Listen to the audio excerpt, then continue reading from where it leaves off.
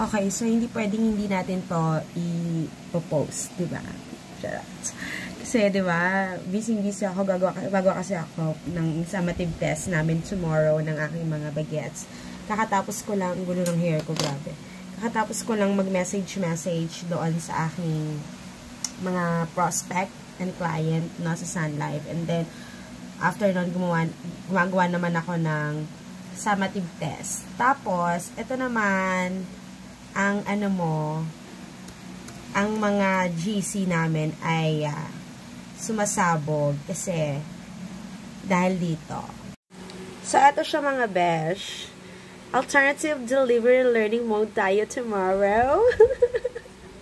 Pero kasi nga, parang nag-ano pa ako. Sabi ko, totoo ba ite? Kasi nga, ang nag-post ay si Congresswoman Ate Rida Robe. So, parang, diba mayor na siya? Bakit Congresswoman? Diba?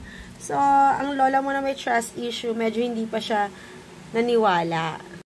Pero, ayun na nga. So, saya.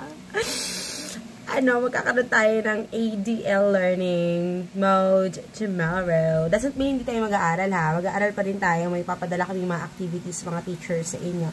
Yun nga lang, you have to do it at home. At hindi tayo magkikita-kita bukas. Kaya keep safe everyone. See you on Monday.